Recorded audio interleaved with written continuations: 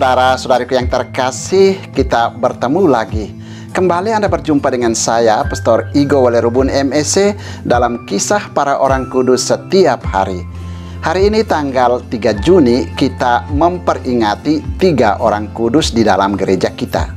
Orang kudus yang pertama yang kita peringati pada tanggal 3 Juni adalah Santo Carolus Lwanga, martir Uganda. Kebenaran dan keluhuran ajaran Yesus dibela mati-matian oleh para pengikutnya di mana-mana, meskipun hal itu mengakibatkan kematian. Di Afrika, terutama di Uganda, pembelaan iman ini telah mengakibatkan pembunuhan terhadap banyak martir. Penganiayaan dan pembunuhan atas orang-orang Kristen itu disebabkan oleh ajaran Kristen dianggap sebagai penghalang utama pelaksanaan adat istiadat kafir di Uganda. Ketika itu, adat istiadat di sana masih tergolong sangat primitif. Perdagangan budak, poligami, dan pemerkosaan anak-anak dianggap hal yang biasa. Demikian juga pelestarian adat istiadat dan animisme masih dianggap sebagai perkara budaya yang harus digalakan. Oleh karena itu, kedatangan misionaris-misionaris Katolik pada tahun 1879 untuk mewartakan Injil Kristus dianggap sebagai penghalang keberlangsungan praktek adat istiadat dan kebiasaan buruk tersebut. Akibatnya, penguasa setempat melancarkan aksi pembunuhan terhadap para misionaris itu. Banyak juga pemuda Uganda yang sudah menjadi Kristen dibunuh. Carolus Lwanga adalah salah seorang anak yang melayani Raja Mwanga. Ia menggantikan kawannya Yosef Mukasa. Mwanga dikenal sebagai raja yang bejat. Ia biasa memuaskan nafsu seksnya pada anak-anak lelaki yang melayaninya. Melihat kebejatan Mwanga ini, Carolus Lwanga selalu bersikap hati-hati. Ia juga mengawasi anak-anak Kristen lainnya agar tidak tercemar oleh perbuatan bejat Mwanga. Raja Mwanga sangat benci terhadap ajaran-ajaran Kristen. Hasutan orang-orang Arab semakin menambah kebencian Mwanga terhadap keluhuran ajaran iman Kristen dan para misionarisnya. Anak-anak Uganda yang sudah menjadi Kristen tidak terlepas dari berbagai ancaman. Namun, iman anak-anak ini semakin kuat dan tidak menghiraukan segala bentuk ancaman itu. Pada tanggal 25 Maret tahun 1886, Raja mendapati para pelayannya sedang mengikuti pelajaran agama dari seorang misionaris. Ia sangat marah dan lalu membunuh anak-anak itu. Keesokan harinya, ia mengumpulkan para kepala suku dan meminta pertimbangan mereka untuk menghukum anak-anak Kristen yang lain. Hal ini sama sekali tidak menggentarkan hati mereka. Mereka berani mati demi iman mereka. Anak-anak Kristen yang belum dibunuh, termasuk di dalamnya Carolus Lwanga, ditangkap dan dipenjarakan. Carolus yang tertua segera mempermandikan dan mengajar mereka tentang ajaran-ajaran iman Kristen. Ia menguatkan hati mereka untuk menerima segala akibat yang paling buruk. Iman mereka teguh dan mereka bersedia menjalani hukuman bakar yang ditimpakan atas mereka. Carolus dibunuh bersama kawan-kawannya demi membela iman Kristen.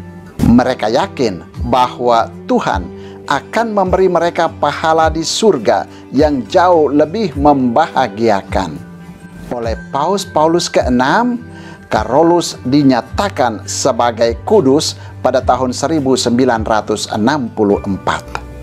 Orang kudus kedua yang juga kita peringati pada tanggal 3 Juni, yakni Santa Clotilda, pengaku iman. Clotilda adalah putri Raja Burgundia. Ia menuntut dari calon suaminya, Raja Chlodwig dari Franken yang masih kafir, supaya ia tetap diperbolehkan melaksanakan kewajiban agamanya. Ketika anak sulung mereka meninggal sesudah pembaptisan, Chlodwig, suaminya, hampir membatalkan janjinya. Namun, berkat kesabaran dan kelemah lembutan Clotilda, Chlodwig bertobat menjadi Kristen setelah memenangkan pertempuran atas musuhnya. Clotilda meninggal dunia pada tahun 545. Orang kudus ketiga yang juga kita peringati pada tanggal 3 Juni adalah Santo Kevin, pengaku iman. Puing-puing biara Glendalough di wilayah Wicklow, Irlandia, mengingatkan kita akan Santo Kevin, seorang rahib abad ke-6. Konon, beliaulah yang mendirikan biara Glendalough yang terkenal. Umurnya kurang lebih 120 tahun. Ada berbagai versi cerita tentang Santo Kevin. Namun semuanya tidak mempunyai nilai sejarah yang kokoh karena tidak ada suatu tanggal pasti tentang masa hidupnya sendiri. Kemungkinan Kevin dididik oleh rahib-rahib dan kemudian ditahbiskan menjadi imam. Ketika menginjak usia dewasa, ia memilih hidup sebagai pertapa di Glendalough, salah satu tempat yang paling indah di Irlandia. Menurut tradisi, ia tinggal di sebuah gua sempit di Gunung Lugduf. Gua itu yang masih ada sampai sekarang dapat dicapai dengan sebuah perahu menyusuri sebuah danau yang ada di situ. Kevin hidup akrab dengan alam, makan ikan dan hasil-hasil hutan, serta bersahabat dengan binatang-binatang liar. Kehidupan Kevin yang keras sebagai pertapa berakhir ketika sekelompok orang mengetahui keberadaannya dan mulai menyebarkan berita-berita tentang hidupnya di gua itu. Sejak itu, banyak orang datang untuk berguru padanya dan hidup bersama dia. Akhirnya, lahirlah sebuah komunitas pertapaan di tempat itu. Demi kehidupan yang lebih baik, Kevin bersama murid-muridnya pindah dari gua itu dan mendirikan sebuah biara di lembah Gunung Lugduf.